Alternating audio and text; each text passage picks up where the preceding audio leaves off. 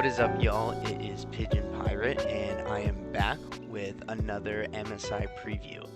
And today we're going to be wrapping up Group C for the tournament with everyone's favorite international team, the Unicorns of Love from the Commonwealth of Independent States and their league of the LCL. So let's just jump right into it. Their top laner is Boss. Their jungler is Ahahasik. Their mid laner is Normans, bottom lane is Lodic, and their support is Santos. And they are coached by Coach Sheepy. So everyone probably is familiar with the team, the Unicorns of Love. They used to play in the LEC back before the LEC was branded as that. They used to be the European League Championship Series or the EU LCS. But back in 2019, they rebranded to the LEC, and they implemented a franchise system. So, the barring any kind of like major shakeup, the same 10 teams that are in it there are going to be the same 10 teams that compete in the LEC basically for all time, pending ownership changes or massive change-ups to the scenes. And so prior to that, the Unicorns of Love competed in that system. But when they moved to franchising, all the teams had to submit applications to get a permanent position within the LEC. And unfortunately, the Unicorns of Love, despite their major fan base that they had accumulated, they were rejected from being in the LEC. So what they did instead was they changed their base to be in Moscow, Russia, and they joined the LCL at that point in time. And ever since then,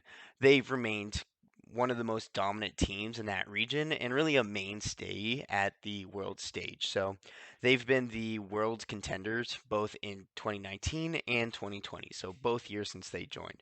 And here in 2021, they're going to be the representative for MSI as well. So this is a team with a lot of experience on the international stage due to that, and a lot of history and a lot of fan pride that goes with it. So this is a team that's well loved, not just in the region but around the world, and it's going to be exciting to see them on back here at the world stage again. So with that being said, it was a pretty strange season for the Unicorns of Love in a lot of ways. So they did end up getting fourth place in the regular season, going 10-4.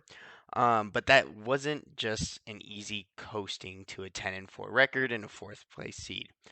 What ended up happening at the beginning of the season is they brought in a French import to play their AD carry role, whose name is Frappy.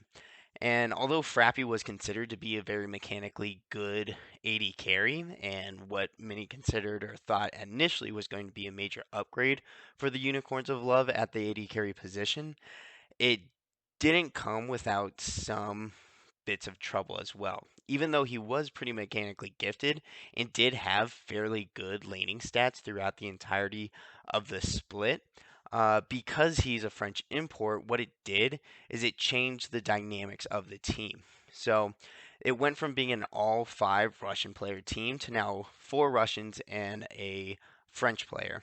And when that happened, it changed the entire team dynamic from just speaking in Russian, their natural language, to now all five of the players having to speak in English, which is all of their second language, or if they know even more languages, even potentially lower than that. So, what essentially that means is now these really complex ideas and decision making come later in the game become a lot harder to talk about and make split decisions and communicate that effectively with the rest of your team because now there's a language barrier that every single person on the team is having to try to overcome in very quick processing windows. So, with that being said, there's another great video that analyzes it that is talked about by one of the casters in the LCL region that I'll put the link to in this video as well that can discuss that more in depth and also preview the Unicorns of Love. But with that being said, it was something that they had to overcome and it actually forced them to change their AD carries back to Lodic, who is a Russian player and could once again have the entire team speak in Russian when making their decisions. Now, this decision came really late, and it didn't come without some kind of controversy and tough parts about it because it wasn't made until the last week of the season where they made that switch. And it wasn't like it was made out of pure necessity. The Unicorns of Love were actually 10 and 2 after the 6 weeks that before they made the sub. And then when they made that sub out, they actually went 0 and 2 in the last week of play. And then they lost the tiebreaker game as well. Um, which brought them all the way down to fourth place. So even though they changed for what was ultimately going to be better for them, they're somewhat taking out the more mechanically gifted AD carry and putting in a what you might consider a worse mechanically gifted AD carry for someone that would help the team dynamic and help with potentially that late game calling. So even though they subbed him in, they had a rough week, but qualified for the playoffs in that fourth position. And the way that the playoffs work for the LCL is it's a pretty straightforward four-team single elimination bracket style tournament. So, as the number four seed, the Unicorns of Love had to face the number one seed, being Gambit Gaming. And they're Gambit, many of you would probably recognize the name as well. They've also been a mainstay on the world stage and really kind of dominated the region before the Unicorns of Love showed up. But they faced them in the first round. Unicorns of Love were able to win that series 3-1, to which they advanced to the finals against Crow Crowd, and they were able to beat them in the finals as well, 3-1. But it was a really fun and exciting finals match that I would encourage you all to watch. Lots of deaths, lots of back and forth, especially in that game one. So really fun to watch and a lot closer than a 3-1 series might suggest. And through all of that and through all these splits, No Man's was able to win MVP for the playoffs specifically. The mid laner, he had a really phenomenal carry performance, and both Ahahasik and Boss tied for second in the MVP votings for the regular season. So really the top three being their top laner, jungler, and mid. So the top half of the map was really a strong point for the Unicorns of Love throughout the entirety of the season and come the playoffs. So, with that being said, that was their path to MSI. But ultimately, what really makes them a good team and a team worthy of going to MSI? And I think the first thing that you have to talk about when having this discussion is what the changing of the AD carry actually did for their team as a whole. And like I said, like I said, with subbing Frappy out for Lodic, it was somewhat of a downgrade for in terms of players mechanically skill or the mechanical skills of the individual player as well as their laning phase ability. But overall, it was a pretty big upgrade for the team as a whole, especially come later in the season. And the stats really the stats do a great job at breaking this down. And the stats that I'm using for a lot of these is actually going to be what Frappy's stats were during the regular season versus what Lodic's stats were come postseason. And there are some problems comparing regular season to postseason because as you play a team multiple times, you're going to get more used to them and understand their playstyle better, which can benefit you, especially if your team wins that series. However, it's the most fair stats that I can use because comparing Frappy's regular season to Lodic's regular season, you get 12 games versus 3 games, and the 3 games that Lodic played were all losses. So I'm trying to do my best to make it as fair of a comparison as possible, but I did want to make sure that I put that out there so that any type of biases are being covered in this. But with that being said, Frappy in the regular season, he was a fairly average AD carry. He had an average KDA among other AD carries at 5.7. Although he did have the worst kill share in the entire league for 80 carries, and he had the second highest death share among 80 carries in the league. But on the flip side of that is laning stats. He had the second best first blood percentage, the second best goal difference at 10, and the highest creep score difference at 10 as well.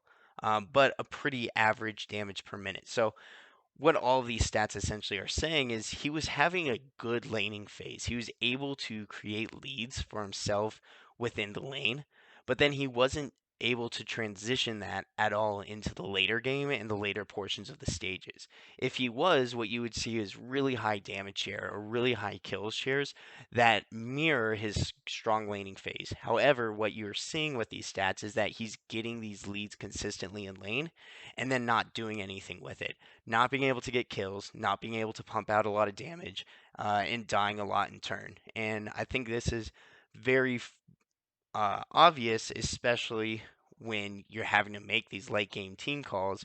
You're not, if there's a language barrier amongst your entire team, you're not going to be as adequate at making the calls on when to fight, where to fight, and how to position and set up for these big fights. And so that's a huge reason why you would see his damage percentages not being reflecting of the ability to get leads in lane for himself. Now, when you flip that onto the entire team, at what they've been doing with Logic as compared to Frappy, when they had Frappy in, they had a very average mid to late rating of 11.4. But then comes playoffs when Logic is in, that jumps to a 29.3. So they go from an average team to hands down the best mid to late game team in the league with just that transition over to Logic. But their early game actually took a hit from it. So they went from a 55.3 rated early game down to a 45.7. So it's pretty clear that even though their laning phase did take a hit by subbing in Logic, their late game did improve substantially, which in the long run is more helpful because that's how you close out games and ultimately win in League of Legends.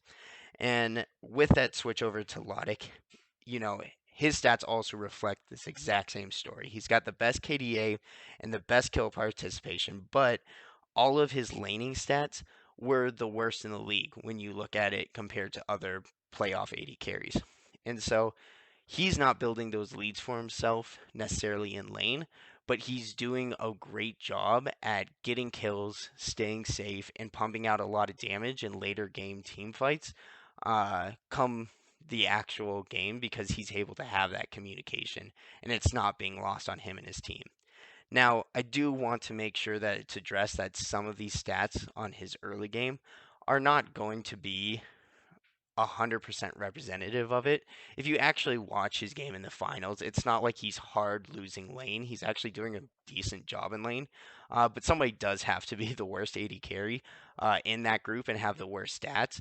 So I think it's more a symptom of he was going against three other really good AD carries and just not being the best one out of them, as opposed to him just being bad in lane. And he also played 2 games of fasting Senna in the finals, so that does definitely put the stats out of his balance as well. But even so, I don't think it's a strong point for them, especially in the laning phase. But what it does in having Logic now in that 80 carry position is it really helps the shot calling and the teamwork later on in the game, which I think is incredibly reflective of the way they played out their games. But despite that, and despite how that changed the culture and the way that they play their games, the things that stayed really consistent is that top half of the map. So their jungle, top, and mid laner are all really strong in very different ways. So starting with their jungler, Ahahasik, this guy is incredibly good at being able to farm really hard, get big leads for himself independently in the jungle, and then trying to swing that to some of his carries, especially his mid laner.